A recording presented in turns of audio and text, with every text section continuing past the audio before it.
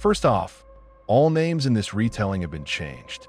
I won't be giving mine or anyone else's to protect their families from harassment, speculation, or anything else that might come from this getting out. Second, and this is important, don't come looking for me. I'm serious. I'm not lost. I don't want to be found. I don't care who you are, journalist, law enforcement, Coast Guard, some YouTuber with a drone and a GoPro strapped to his chest. Stay the hell away from the water where this happened. This is a warning, not a breadcrumb trail. I'll start where it actually started, not with some dramatic one-night bullshit. I've been a volunteer with Marine Search and Rescue for 5 years. Not the sexy movie version, either. Mostly it's drunk boaters who swear their buddy fell in right here. Or a kid who got yanked off an inner tube and pops up laughing 10 minutes later, or a flip John boat in a backwater where you spend 6 hours dragging a muddy bottom for nothing but tires and beer cans. I've helped recover 4 bodies in that time. 2 were suicides. 1 was a car that went into a canal, and 1 was a tourist who thought the water in December was refreshing. Most missions end with paperwork and a smell you can't wash out of your nose. This case didn't. The missing person was a 14-year-old boy, Kevin. He and his dad had gone on what was supposed to be a 5-day island hopping trip along the barrier chain. Kayaks, a little skiff, camping on sandbars, fishing, the whole father-son bonding thing. They'd done it before. People kept saying that like it mattered. They know those waters. As if knowing a place means it can't chew you up. They didn't come back on day 5 or day 6. The mom waited until day 7 before she called. I don't blame her. Nobody wants to be the person who cries wolf. Especially not when your husband is the kind of guy who always made it back, always had a plan, always had a radio and a backup radio, and a flare pack he'd probably checked twice. When we got the call, the first thing the coordinator said was, "This is going to be water heavy." Like it was a warning. Like I didn't already know what that meant. We launched at dawn from a little marina that smelled like diesel and dead shrimp. The air had that sharp winter salt bite, not freezing but cold enough that your hands go stiff on wet metal. Low clouds, no real wind, just that quiet ocean hush and the slap of water against pilings. We split into teams. Some crews went out in larger boats to grid the inlets. Our job, mine and my partners, was the ugly part. The back channels, the marsh creeks, the places you can't see from open water, where things snag and sink and stay. My partner's name in this story is Charles. Big guy, 6'3", broad shoulders, forearms like dock posts. He looked like the kind of man you'd want next to you if a fight broke out, or if your boat decided to die in bad water. He also complained like it was his religion. We'd been out together before. He wasn't useless. He was just loud about being tired. A few days into the search, one of the main teams found their camp, or what was left of it. It wasn't deep in a marsh like people first imagined. It was on a skinny sandbar that only exists at low tide, the kind of place you can camp if you're confident you'll be awake before the ocean comes back for you. Their tent was shredded. Not wind tore it shredded. It looked like something had grabbed it and shaken it until it became ribbons. There was dry blood sprayed across the sand, and the little sawgrass clumps like somebody had thrown a bucket of paint. There were bone fragments, small, white, clean-looking pieces, mixed with cloth and bits of gear. And the father, we found him not far off, in a shallow tidal pool behind a broken line of oyster shells. His throat was torn open like somebody had tried to pull his voice out. His left arm was gone at the shoulder, not neatly, not clean. The skin and muscle looked peeled and ragged, like something had worried it like a dog worries a toy. His stomach was opened up. Most of his organs were gone. The rest were there but wrong. Gray, waterlogged, like they'd been soaked and stirred. The weird part, the part that still sticks in my head like a hook, was how little the crabs had touched him. In those waters, you go down and you stay down, and everything gets cleaned. Fish, crabs, worms, whatever. Nature doesn't waste. But this man looked like he'd been avoided. Like the whole food chain had taken one sniff and backed off. No sign of Kevin. We searched for nearly a month after that. Every day that passed, the odds got worse. But the winter had been mild. The water stayed cold, but not ice cold. That gave him a sliver of a chance. People kept clinging to that sliver like it was a rope. On the day everything went to hell, the sun was dropping toward the waterline, and the light had that flat, bruised look it gets when clouds are thick but not storming. We were in a small, beat-up aluminum John boat with a shallow draft, pushing through a winding creek that cut through knee-high Spartina grass. The tide was coming in. You could feel it in the current. That lazy pull like the ocean was breathing. The only sound were the outboard whining low and the water ticking against the hull. Then Charles killed the motor and let us drift because the GPS said we were near one of the last coordinates Kevin's dad's phone had pinged before it went silent.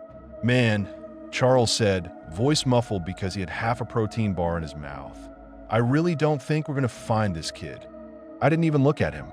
I was scanning the grass line, the dark patches of water between reeds, the little ripples that could be fish or could be something bigger. "If we do find him," Charles added, swallowing, "it's going to be a corpse." My jaw tightened, so hard it ached. I'd heard this speech from him on day 10, day 17, day 23. Then we bring back his corpse? I snapped, finally turning. Or maybe you want to tell his mom, already lost her husband, that you got tired and decided the water can keep her kid too. Charles's face went tight. He hated being called out. He also hated that I was right. "You volunteered for this," I said. "For fuck's sake." He glared at me, then looked away at the marsh like it offended him personally. For a while, we didn't talk. I don't do silence well, but out there, silence is normal. It's almost peaceful if you don't think about what's under you. The John boat drifted. The current nudged us sideways. Somewhere far off, you could hear the ocean, that deep, constant rumble like a giant turning over in its sleep. Charles checked the GPS again, and again like staring at it would make a miracle appear on the screen. Then the satellite phone chirped. It wasn't a nice ringtone. It was a sharp electronic peep that made both of us jerk, because when you're out there, any sudden sound feels like an alarm. Charles dug the phone out of his life vest pocket, flipped it open with a wet thumb. "Search Team 3, he said. "Go ahead." "Yeah." "No." "Nothing. We're in the back channels east of Marker 12. "Copy that." He clicked it off and stared at the dark screen like it had insulted him. "The other teams aren't seeing anything either," he grumbled. "Another bust." I rubbed my face with both hands, salt grit and dried sunscreen dragging across my skin. "Let's take 5, I said. "Then we push a little farther. Tide's still workable." "Don't have to tell me twice," Charles muttered, and he shifted his pack forward. He started rummaging through it, pulling out another bottle of water and taking a long drag. When he leaned over, something bright orange flashed in the mess of gear. It took me a second to register it because my brain filed it under boat junk, but it wasn't junk. It was a flare gun. "When the hell did you get a flare gun?" I asked. Charles looked at me like I was stupid. "Last week," he said, and flashed this grin like he'd just won something. "Figure it could come in handy." "In a marsh creek?" I said. "What, you gonna call in an airstrike on a gator?" He shrugged. "It's a tool." I wanted to say something about him playing hero, but I didn't. Out there, you don't argue about safety gear, even if the guy holding it is an idiot. We sat there for a couple minutes, letting our legs uncramp, letting the boat drift. I listened to the water, the little slap against the hull, the faint hiss of current through reeds. Except it wasn't there. At some point, while we were eating and breathing and pretending we weren't scared, the marsh went dead. No birds, no insects, no distingas, no wind in the grass.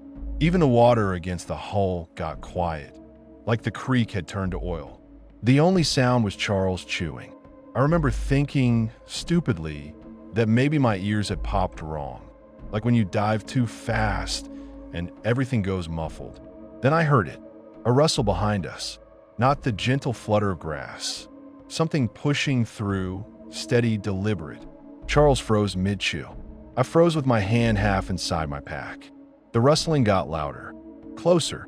The reeds on the bank shifted like something was parting them. We both turned toward it at the same time, and a boy staggered out into the open. He wasn't running.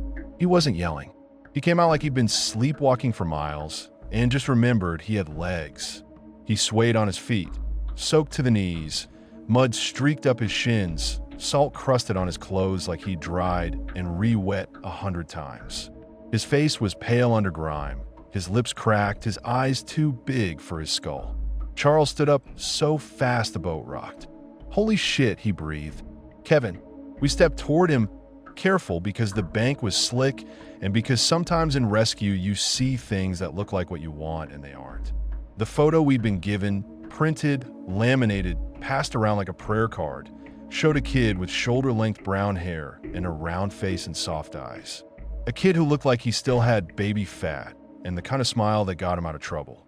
The thing standing in front of us barely resembled that. He was rail thin, not lost a little weight thin. His skin looked like it had shrunk around his bones, stretched tight and raw. He wore a baggy black sweatshirt and blue pajama bottoms that hung off him like they belonged to someone twice his size. And he had no hair. None. Not on his head, not on his face, not even eyebrows. His scalp looked waxy, pale, almost bleached, like driftwood left too long in the sun. But those eyes, those big brown eyes were Kevin's. I knew in my gut the way, when a wave is about to hit harder than it should. "Please," Kevin rasped. His voice was weak, sandpaper thin. "I'm lost." Charles didn't hesitate. He stepped onto the bank and held a hand out like he was approaching a scared dog. Hey, you're okay," he said, trying to sound calm. "You're safe now. People have been looking for you for weeks." Kevin blinked slowly. His eyes didn't focus on Charles right away. They sort of slid, like his brain had to remember how to see. Charles rummaged in his pack, pulled out a packet of crackers and a bottle of sports drink. He tore the seal with his teeth and shoved it toward the kid. "You gotta be starving." Kevin nodded, hands shaking as he took them. He fumbled the wrapper like his fingers didn't work right. He broke off a small piece of cracker, dropped it in his mouth. Almost immediately, he doubled over and started coughing. Not a normal cough. It was violent, raw, deep, like his lungs were scraping something out. His shoulders jerked hard. Spit flew. He gagged. "Easy," I said, stepping closer. "Slow down." Kevin coughed again, then spat into the mud. The spit wasn't clear. It was thick and stringy and had a faint pink tint. Tears rimmed his eyes. "It burns," he croaked. "What burns?" Charles asked. "Your throat." Kevin nodded, still breathing hard. "Everything I eat burns. Doesn't matter what it is." He swallowed like admitting it hurt. "But I'm so hungry." His stomach growled loud, enough we both heard it over the dead quiet. It sounded wrong in the still air, like something trapped under a board. Then he stuffed the rest of the cracker into his mouth anyway. His face twisted. Not dramatic, not like a kid being picky. It was pure pain.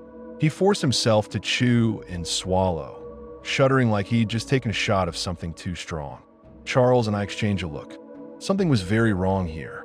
Charles keyed the satellite phone, voice tight, too fast. "Dispatch, we have him. We have Kevin. He's alive." Then, after a beat, Yeah, he's in bad shape. While Charles relayed coordinates, I got closer to Kevin. He was trembling, but not from cold. His skin had that weird dry look, like it wasn't holding moisture right. His lips were cracked, but there wasn't the usual sunburn peel you see on lost boaters. It looked deeper, like the skin itself was failing. I sat him on a low stump of driftwood near the bank and pulled out antiseptic wipes. His shins and forearms were scraped up, little cuts filled with black mud, but none of them looked infected. That should have been comforting. It wasn't. He didn't flinch when I wiped him. He didn't even blink. He just stared past me into the creek like he was watching something move onto the surface. "What happened out there?" I asked, keeping my voice even. "At your camp." Kevin's shoulders lifted in a tiny shrug. "I don't know," he said, and his voice sounded far away even though he was right in front of me. It was pitch black. Something pulled me out of the tent. He paused, swallowed, and I watched his throat work like it hurt to move. And it bit me. My hand stopped mid-wipe. "Bit you?" I echoed. "Where?" Kevin reached up, slow, and tugged the collar of his sweatshirt down. The bite mark was on his shoulder. It was massive. Not a snake bite. Not a raccoon, not even a shark. Wrong shape. It was a jagged crescent that wrapped most of the way around the meat of his shoulder, like upper and lower jaws had clamped down and dragged. The punctures were deep enough that even healed they left little pits. The spacing between the marks. Jesus, you could almost fit your thumb between some of them. And it stank. Not like a wound. Like old iron and brine and something rotting in a bait bucket. But the worst part wasn't the size. It looked old. Not 2 weeks in the sun old. It looked like a scar from a year ago. Like the thing that bit him did it ages back and his body had already tried to forget. Holy shit. I breathed before I could stop myself. Kevin, was it a shark? A gator? Kevin shrugged again like it didn't matter. Like it was a mosquito bite. It was dark, he said. My dad hit it. He knocked it off me. He told me to run. His eyes finally focused on mine for a second, and there was a flicker of something, fear, grief, something heavy. I heard him fighting, Kevin continued. I heard the water, like it was right there, and I ran anyway. My throat went tight. I put a hand on his back without thinking, trying to anchor him, trying to make him real. Have you found my dad? Kevin asked. I hesitated. You don't lie to kids in rescue. You also don't tell a 14-year-old that his father was open like a fish. No, I said, hating myself. Not yet, but we're gonna. Kevin nodded like he believed me, or like he didn't care anymore. Want to change the subject before I choked on it. I asked, what happened to your hair? His face stayed blank. It fell out, he said, like he was talking about a jacket button. Then he added, after a beat, just like my teeth. I felt my stomach drop. Kevin opened his mouth for me before I even asked, like he'd done this before for someone. The smell that rolled out wasn't just bad breath. It was sour and putrid, like fish left in a cooler too long, like bilge water and rot. His gums were pale and raw. He had maybe 10 or 12 teeth left, scattered unevenly, some of them dark at the base like they were dying inside his mouth. I try not to react. I failed. My face must have shifted because Kevin's eyes flicked away and he closed his mouth with a hint of shame. Charles walked over, face pinched. He'd finished with dispatch, and whatever they told him didn't look good. We won't get a helicopter out here till morning, he said, rubbing the back of his neck. Fog's coming in, and they've got other calls. They're not flying over the marsh in the dark. Of course, I muttered.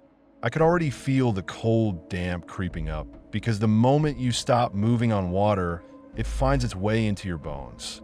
So what's the plan? I asked. Charles held up the GPS like it was a life raft. Dispatch gave coordinates for an old station, he said. Not far. 30 minutes. Used to be a lightkeeper's supply shack or a Coast Guard outpost or some shit. It's on one of the little spoil islands. We can hole up there, keep him warm, and they'll send a boat team at first light. I didn't love it. I didn't love leaving the creek and moving deeper into the marsh with a kid who looked like he was one cough away from folding in half. But the alternative was staying exposed on a mud bank overnight with tide rising and cold sinking into everything. I turned to Kevin. You up for a little ride? I asked. We'll get you out of the wind. Kevin gave a weak, toothless grin that didn't reach his eyes. As we got moving again, pushing the John boat through narrow channels with the outboard barely above idle, I couldn't stop noticing what had changed. The marsh stayed silent. Even as darkness crept in, you should hear something. Frogs, insects, birds settling. The distant bark of a seal from the flats. But it was like the world was holding its breath. Like every living thing had ducked its head and gone still. And every now and then, through the hull, through the water itself, I felt a faint vibration. A steady, spaced-out pulse. Ping. It was so soft, I thought it was my imagination at first. Like a sonar ping. The kind you hear in movies about submarines. But there was no submarine in that creek. No deep water. No reason. Ping. Kevin's head would tilt slightly each time, like he heard it too. Like it was for him. Charles noticed me watching him and leaned close, voice low. He's freaking me out, he muttered. He's a kid. I snapped back, quieter than I wanted. A kid who's been alone out here for weeks. Charles didn't argue. He just stared at Kevin like he wanted to measure the distance between them. We rounded a bend where the creek widened, and suddenly the marsh opened into a shallow basin of black water dotted with little islands. Piles of sand and mud with scrubby pines clinging to them like desperate hands. The fog slid in low over the surface, turning the water into a dull mirror. The sky above was a darker smear of cloud, and the last strip of daylight bled out in the west over open ocean. Charles followed the GPS, threading us toward one of the islands. At first I didn't see the shack. Then the fog shifted and a shape appeared. A crooked little structure on pilings, with a rotted dock jutting out like a broken finger. There was a metal pole near it with the remains of an old beacon light. Rusted housing, no lens. The place looked like it had been forgotten on purpose. We bumped the dock. The wood groaned under our weight as we stepped out. It felt soft, spongy, like it wanted to give up. The shack door was swollen from years of salt and damp. Charles put his shoulder into it, and it squealed open with a long, wet scream. The smell hit me first. Mold, old wood, brine, and that faint, oily stink you get from old nets and fuel cans. Inside was one room, a slanted table, a couple of stools, a rusted stove that looked like it hadn't been used since the last century. A coil of rope fused to itself with salt, and, weirdly, bolted to one wall, an ancient piece of marine equipment, an old depth sounder or sonar unit, the kind with a round screen and knobs like a World War II movie.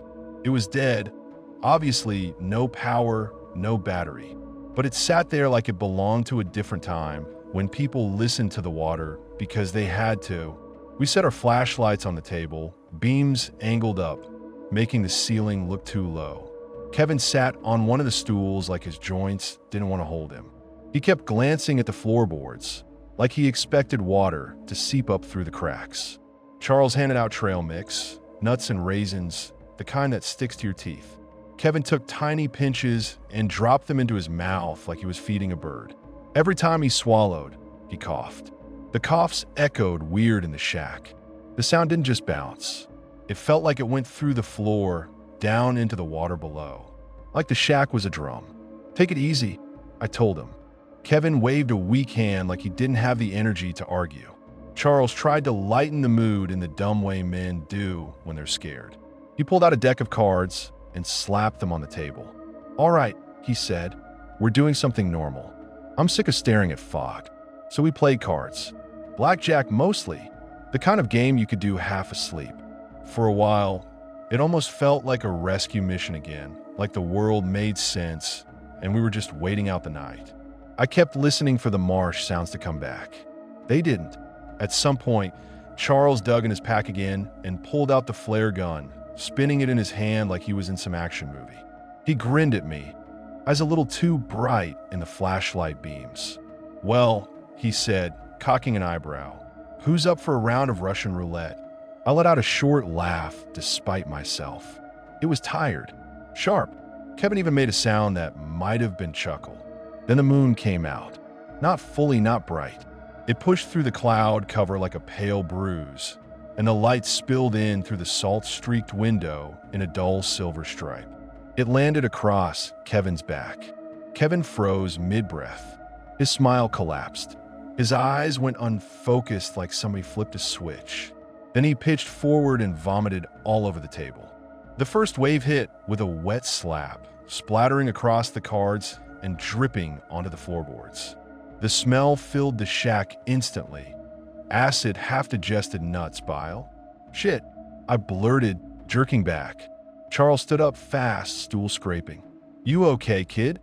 he asked, trying for concern, failing to hide the disgust. Kevin wiped his mouth with the back of his hand. "I think so," he rasped. Not sure why that happened. He didn't finish. His chest convulsed, and he threw up again, harder. This time, something small and white clicked against the table and bounced onto the floor. A tooth, then another. They hit the wood and rolled in the flashlight beams like little dice.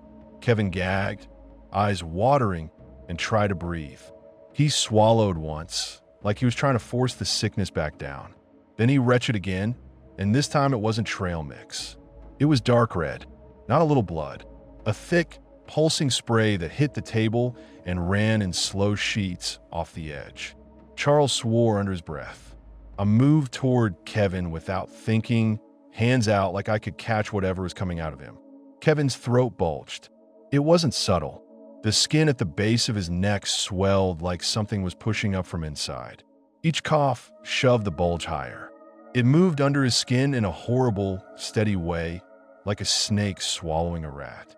"Kevin," I said, voice breaking. Stop coughing." He couldn't. His body had turned into a machine. He fell off the stool onto his hands and knees and retched again, whole frame jerking. Something dark and wet pushed out between his lips. At first, my brain refused it.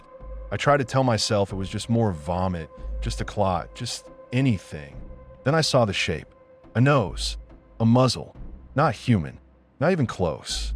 It slid out of his mouth slick with blood and mucus, and for a second it looked almost like an animal you'd see hauled up on a dock, like a seal pup, wrong sized, wrong place.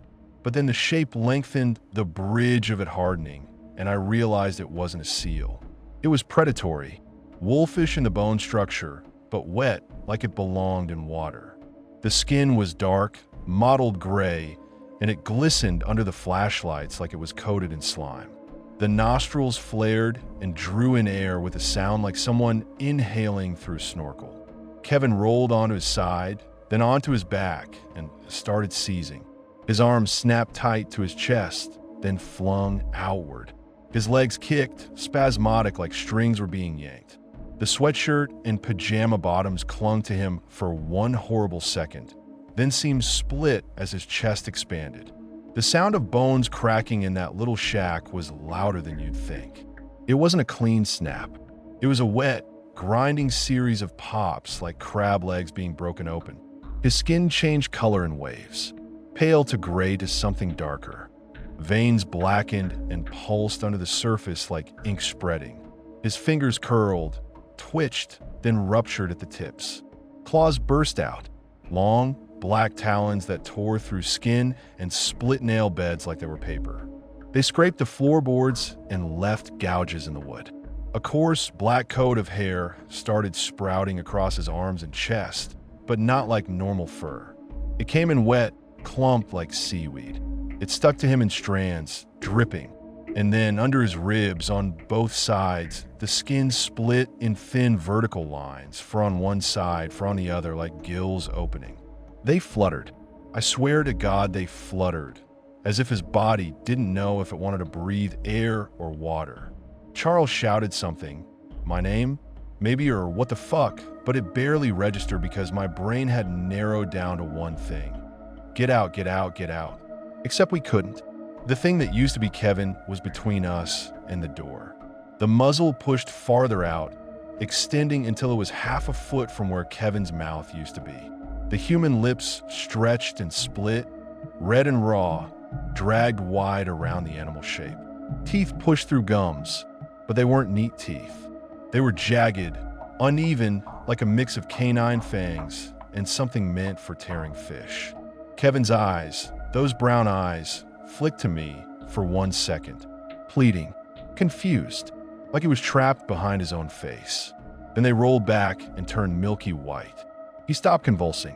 Slowly, shakily, the thing pushed itself upright, settling on its knees like it was praying. Blood and spit dribbled from the seam where human face met animal muzzle. The gill slits fluttered again, sucking in air with a faint wet whistle. It raised its claws, those long, malformed hands, and gripped its own jaws, upper and lower, and began to pull them apart. I made a sound I didn't recognize, something like a whimper and a curse mashed together. The skull split with a brittle crack, not like a person breaking a bone, like a shell being pried open. Chunks of bone and gore dropped onto the floorboards. For a second, Kevin's face was still there, torn and hanging, like a mask half peeled. Then something else pushed forward from inside, unfolding like it had been packed into him. It lifted its head, and the shack felt smaller. The creature, because that's what it was now, was a nightmare mix of human limbs an ocean predator. Its face was elongated, wolf-like in profile, but slick and wet, with coarse black hair clumped around it like kelp.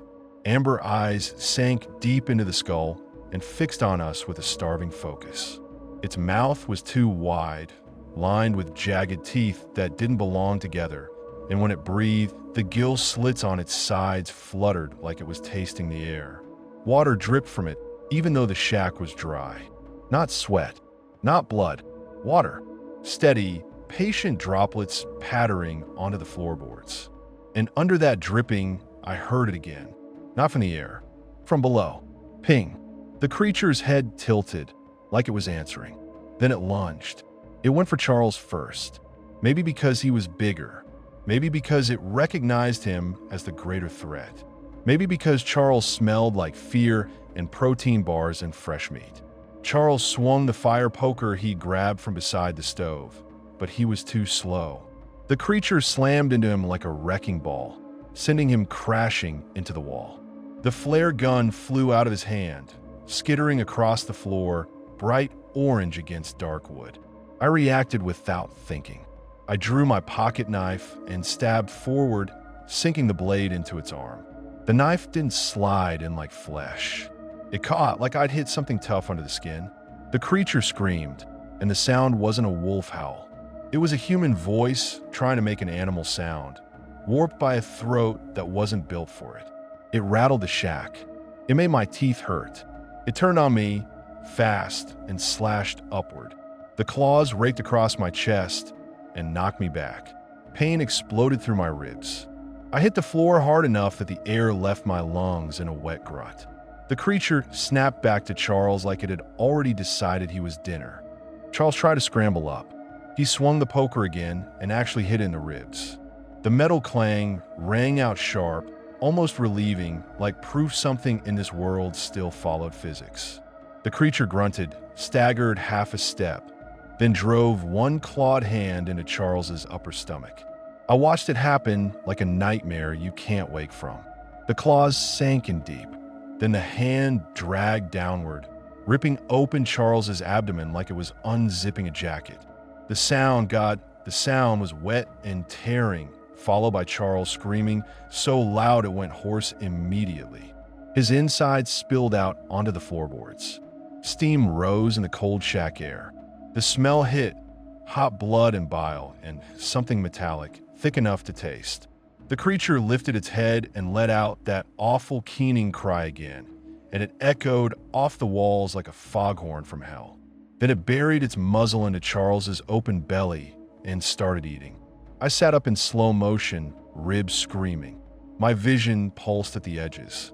I was dimly aware of my own breathing, fast and shallow, like I was drowning on dry land. A bright orange shape lay a few feet away, half under a chair leg. The flare gun. Salvation. I crawled toward it, dragging myself with one arm because the other side of my chest felt like it was caving in.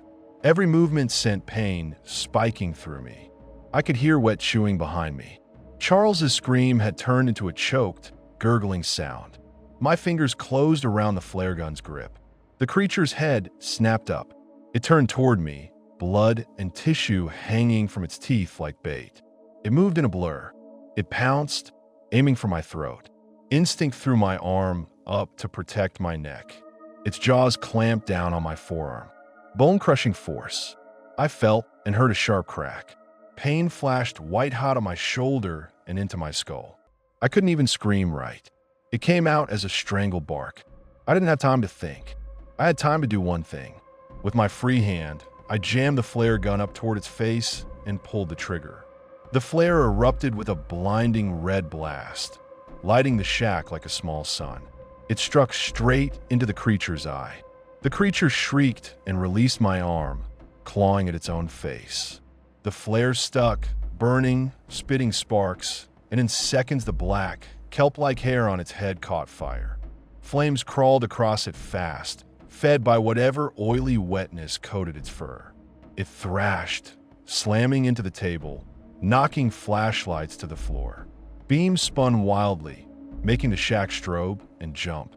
Fire jumped to old rope, to rotten wood, to something in the corner that smelled like fuel, maybe an ancient can someone left behind.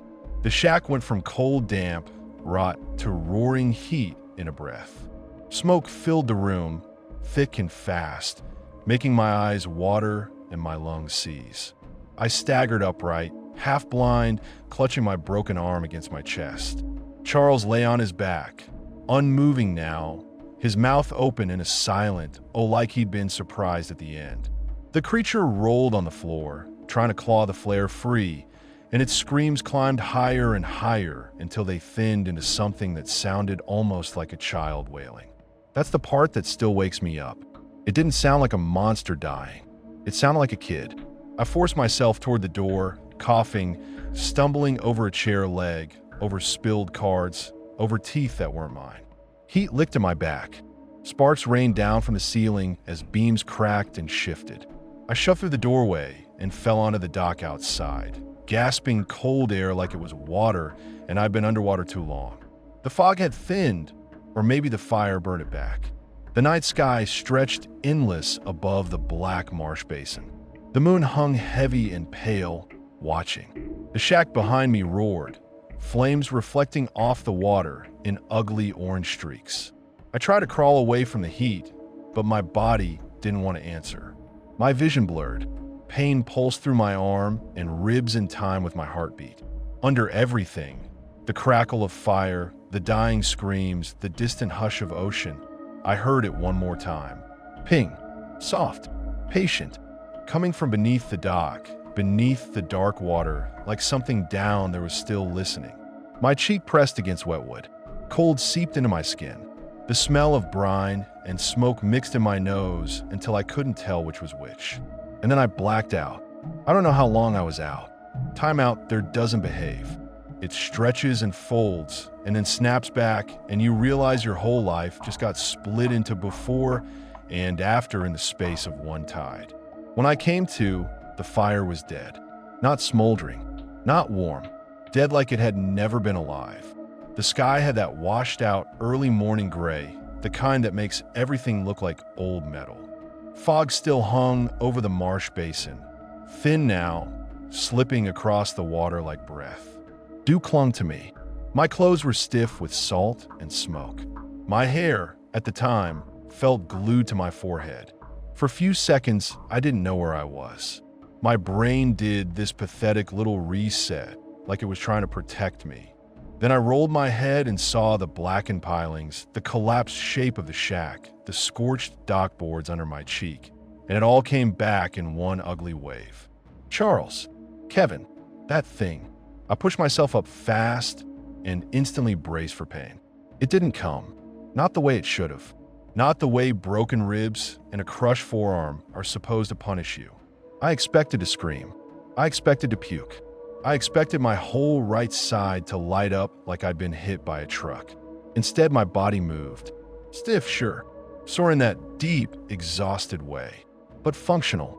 That alone almost made me cry, because it meant something had changed while I was out, and I didn't like mysteries anymore. I looked down at my arm.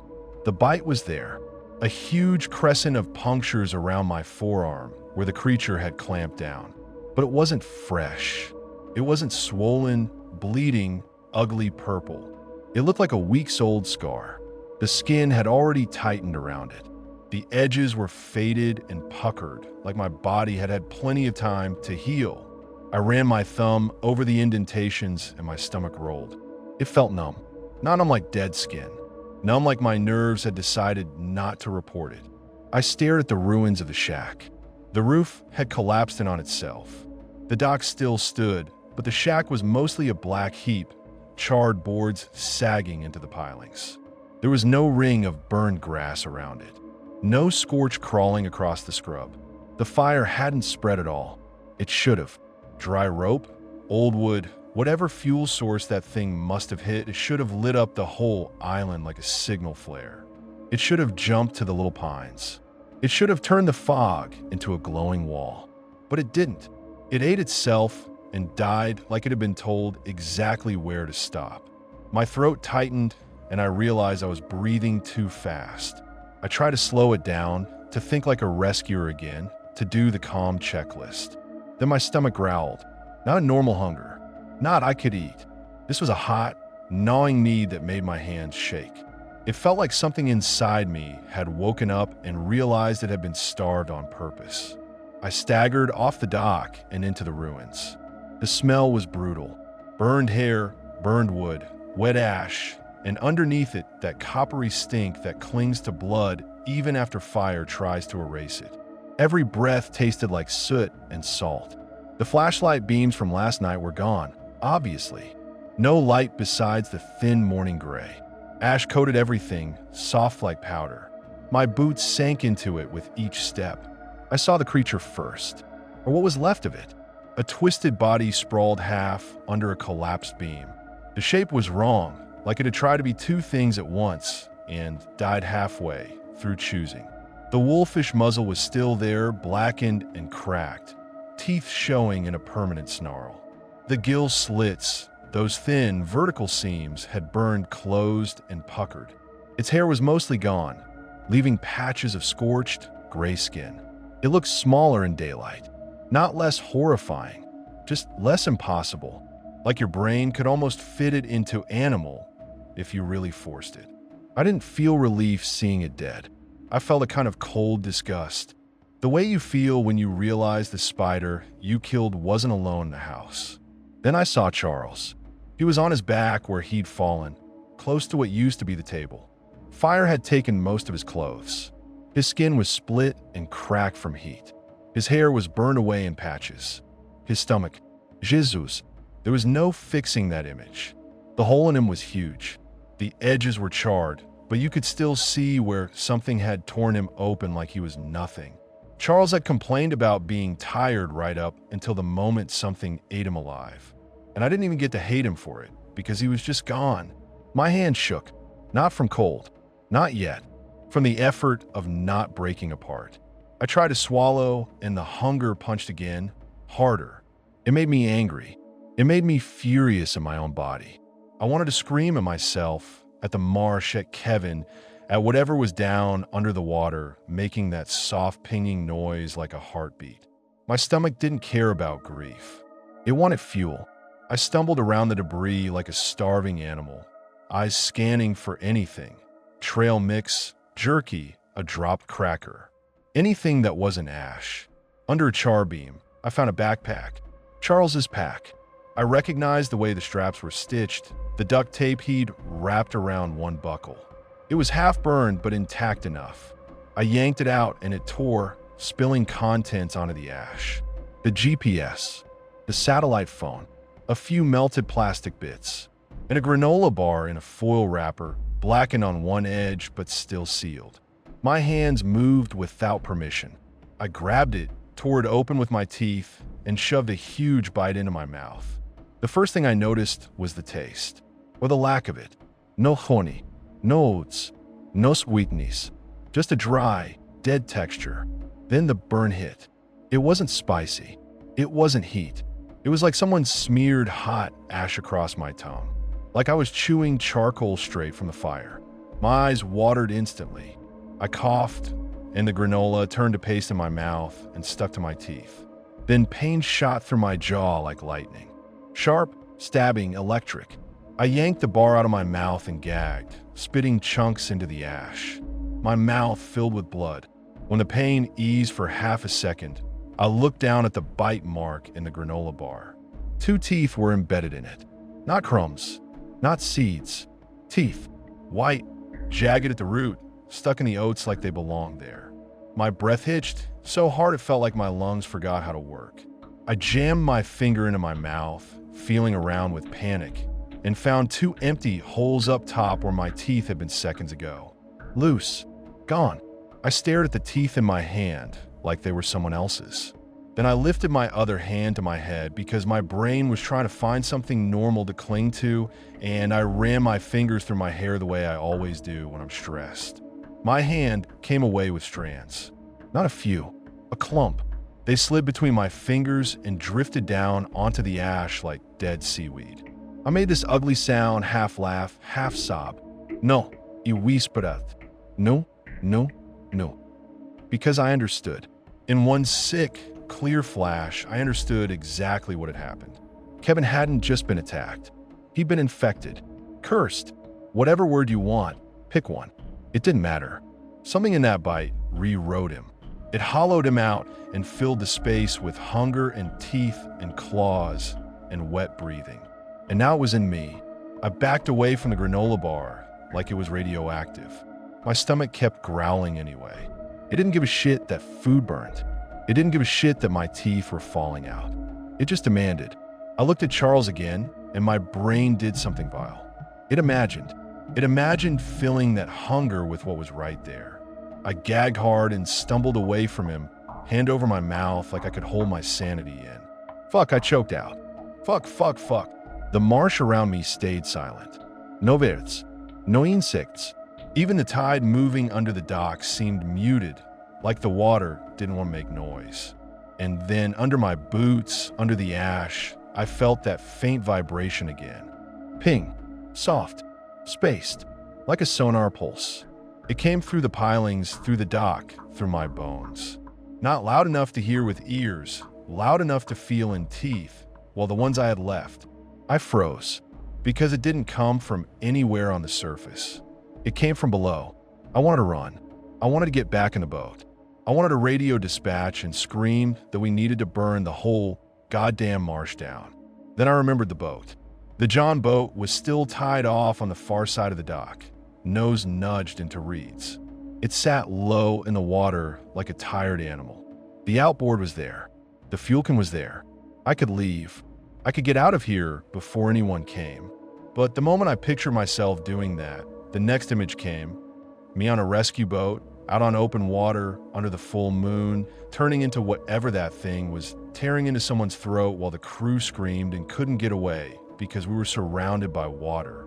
I pictured the marina, families, the mom, reporters, curious idiots. I pictured myself coming back, alive, and then killing people who didn't deserve it. My throat went tight again, and I realized I was shaking. I tried to do the thing people say to do in movies. I tried to end it. I found my knife in the ash, half-melted handle, blade blackened but still sharp enough. I held it in my left hand because my right arm still felt weird, too strong and too numb at the same time. I brought the blade up to my wrist. I pressed until it hurt. Do it, I hissed to myself. Do it, you fucking coward. My hand didn't move. Not hesitation, not fear, refusal. My muscles locked like the knife wasn't an option my body recognized anymore. I tried to force it, teeth clenched, eyes watering, and my arm just held, like I was a puppet and the strings didn't go that direction. I lowered the knife slowly, breathing hard, and a cold sweat broke out along my spine. Whatever was in me wasn't just changing my body. It was protecting itself. My stomach growled again, louder like it was amused. I dropped the knife into the ash and sank to my knees. I actually sobbed. Not pretty crying. Ugly, silent, shaking with my face in my hands, ash sticking to my palms. And somewhere beneath that, beneath the grief and horror, I felt a different fear rising. Because morning meant people. People were coming. They had our last coordinates. They had our grid. They had the damn GPS ping from the satellite phone. We'd checked in with dispatch. Charles had told them exactly where we were going. They were going to find this place. They were going to find Charles. They were going to find me. I lifted my head and listened. At first, nothing but the hush of fog and the tiny lap of water under the dock. Then distant engines. Not close. Far out. A low thrum that came and went as the sound carried over water. Could have been a fishing boat. Could have been a Coast Guard cutter. Could have been the search crews. And above that, like a blade cutting the air, I heard it. Helicopter rotors. It was faint, but unmistakable. That steady chopping sound that makes your chest tighten because it means help is near. Help was the last thing I needed. My body reacted before my brain finished the thought. Pure animal panic. I scrambled to my feet and grabbed the satellite phone off the ash with shaking hands. I almost left the GPS, then realized it would lead them right back to me if it stayed powered. I snatched it too. The hunger twisted again as I moved, like it didn't like urgency unless it was hunting urgency. The helicopter's sound grew louder. A voice, distant and warped by fog, floated across the basin. Someone calling out through a loudhailer, maybe. A name, maybe mine, maybe Kevin's, maybe Charles's. It didn't matter. The meaning was the same. We're here. I ran. I didn't even bother with the boat. Boats require you to go through water, and water was suddenly the enemy in a way I couldn't explain. Not the ocean, not the tide. Something else, something in the water, felt aware of me now. Like if I got into the creek again, it would know. It would answer. Ping. It pulsed again as I sprinted across the little island, feet slipping in damp sand and ash. I crashed through scrub, through sawgrass, through low pines that scratched my face and arms. Every breath tasted like smoke. The helicopter got louder, then shifted, then faded slightly as it circled. I hit the far side of the island where the ground dropped into thick marsh, mud and shallow water and reeds.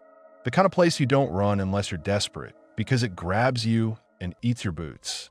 I plunged anyway. Cold, brackish water soaked my feet instantly. Mud sucked at my soles like hands. The smell hit. Rot, salt, stagnant algae, that sour anaerobic stink of decaying plant life. I kept going, half stumbling, half waiting, using reeds to pull myself forward. My boots filled with water and made that awful squelch sound with every step. My breath came hard. My right arm throbbed in a dull way that didn't match how broken it should have been. Behind me, the helicopter's sound shifted again, closer, then farther, like it was searching through fog pockets. I forced myself deeper into the marsh until the island was a